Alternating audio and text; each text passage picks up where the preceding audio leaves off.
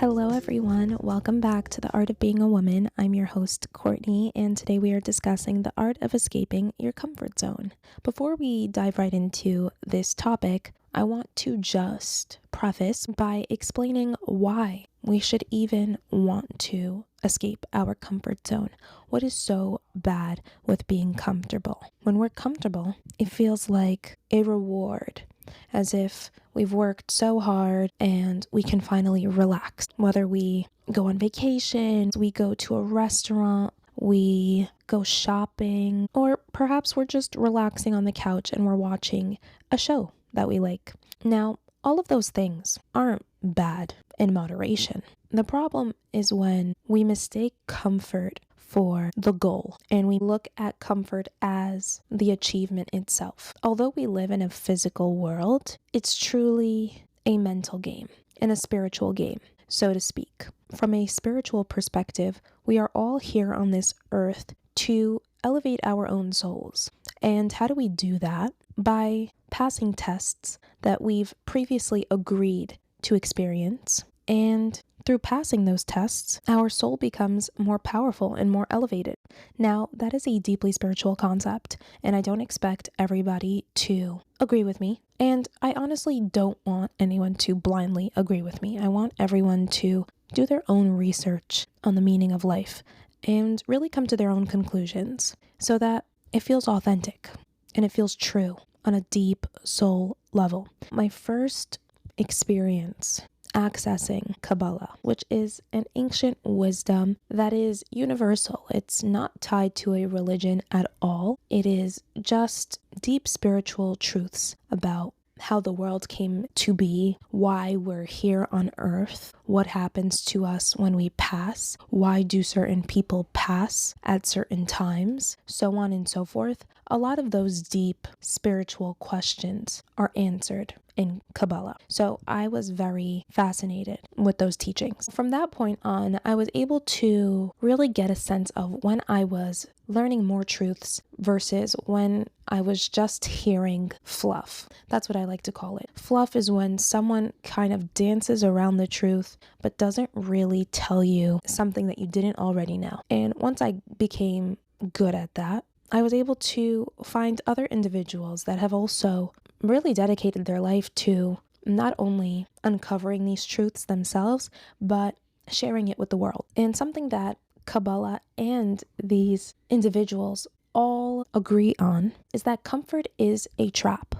Because if you really think about it, if we are spiritual beings and we come into this world to pass tests and elevate our soul, that means we didn't come here to do nothing. We didn't come here to watch TV. We didn't come here to go to clubs. We didn't come here to go on vacation and lounge on the beach for 5 days straight. That doesn't mean that we shouldn't be doing these things or that we can't be doing these things. It's just that when we do these things in excessive amounts, it is because we are escaping the truth of why we're here and we're escaping our reality. And this includes drugs, this includes drinking, it even includes addictions to eating foods, especially foods that are not good for us, that we know is not good for us. I really wanted to discuss this on a podcast episode so that I can really go deeper within this topic, because I believe once you realize that comfort is a trap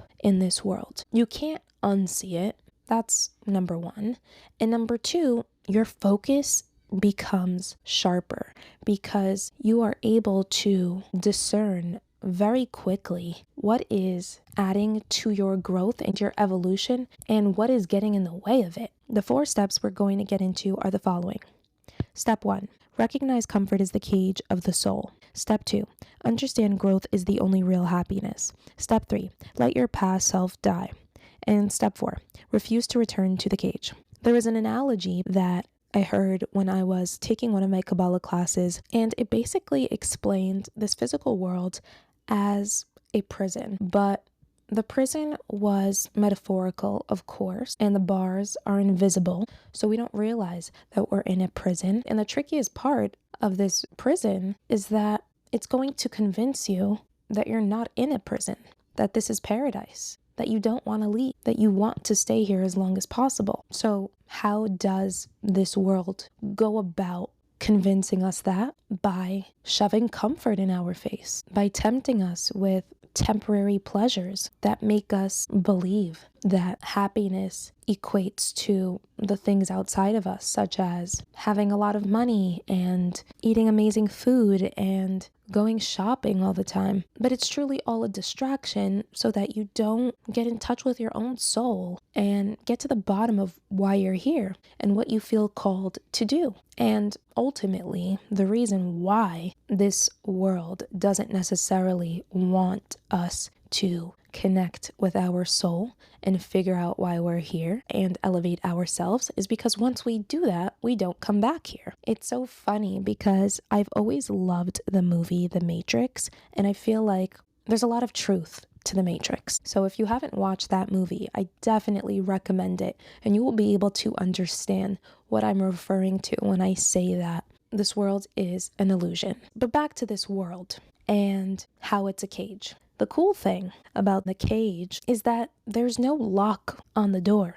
We're not stuck here if we don't want to be stuck here. We are free to leave at any time. And that doesn't mean leave this world and pass away, but it means we can free our mind from the illusion of the prison and the illusion of the cage. How do we do that? First, we do that by realizing that we're in a cage. We have to acknowledge that we are in some sort of mental prison that is trying to keep us stuck and thinking small. And once we do that, we start putting two and two together and we start to escape. Mentally, we become free, but it all comes down to choice. We can choose a life of comfort. We can choose to not see the world that way. And that's fine. Everyone has their own life path. You're not better or worse off necessarily by believing whatever it is that you want to believe. But in terms of elevating your soul, if that is something that is of interest to you, then make a choice to escape the mental cage of comfort. Step 2, understand growth is the only real happiness. When we're young and we grow up seeing the people around us experience all different kinds of emotions, happiness, sadness, anger, frustration, we internalize all of that without realizing it because we're children and we're young. So if someone's happy when they get a new car and if someone's happy when they get a new job, we assume from a young age that that is what makes us happy. Now, when we get older, some of us have the opportunity to experience these things early on in life. We can get the nice car, we can get the dream job, we can get the dream partner, and we will feel that happiness in the beginning, but it will fade very quickly. And we know this because the people that are very wealthy and very successful are never satisfied. They never stop striving for more. And we can ask ourselves, why are they not happy with what they have? Why is nothing ever enough? Why is it that someone with one Birkin wants 30 Birkins? Wouldn't one make you happy? Same thing goes with houses. Why does someone need multiple mansions? Wouldn't one make you happy? And I can go on and on about the things that people do that show us how little happiness is tied to the things outside of us. Now, where does real happiness come from? It comes from growth. It comes from elevating our soul. And we do this by living in alignment, which means choosing things that we want on a deep soul level, not the things that we want because we're seeking comfort, and not the things that we feel like we have to do because we're scared of what's going to happen to us if we don't do certain things. And we know that growth is the only real happiness because if we look at the very wealthy people in this world, what are they constantly doing? They're always trying to grow. They're trying to grow their business. They're trying to grow their collection of expensive items because that feeling of growing and expanding is the best part. That's what feels good. But when we're only focusing on growing and expanding our external reality, meaning if we're only preoccupied with extending our car collection and renovating our house and making it bigger and bigger and bigger, that will not mean much. It will not make us happy for very long. But when we grow as an individual, and an example of growing as an individual is facing your fears, that is when we experience real happiness. It is the most exhilarating feeling. That's why people seek adrenaline, because it's truly an adrenaline rush to face your fears. There's people that are so scared of heights that go skydiving and they go on these roller coasters and they will finish and feel so free. The same thing applies to when we face our fears in our personal life. It's not really about going skydiving. It's not really about doing risky things that risk our physical life. It's about risking our limiting beliefs. If we have a fear that if we pursue our passions instead of working a corporate job that we don't like, and we face that fear, we quit our job and we take that leap of faith. Yes, in the beginning, it's going to be very scary and you don't know how you're going to make money, but eventually life will catch you. It always does, especially if we're doing it because we're living in alignment with what our soul really wants to do. Whenever it comes from ego, from lack, from insecurity, from needing to prove something to the world, it will not work. But when we're genuine about how we're trying to expand our mindset and how we're trying to grow, that is when we experience true happiness. Step 3, let your past self die. One of the hardest parts of getting out of your comfort zone is constantly shedding your skin.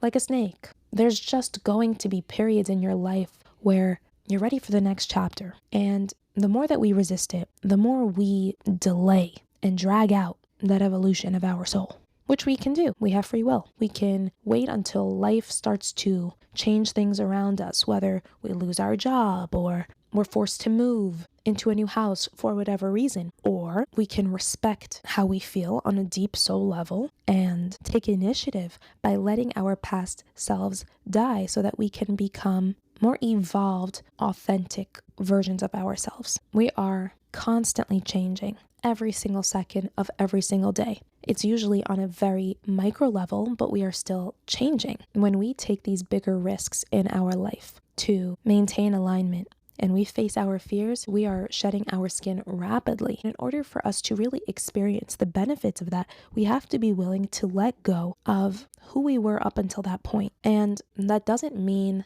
that we didn't appreciate those versions of ourselves and that we didn't love those versions of ourselves. Of course we do, and of course we did. We needed every version of ourselves to get to who we are in the current moment. But that doesn't mean that we have to drag them along. They deserve freedom as much as we do.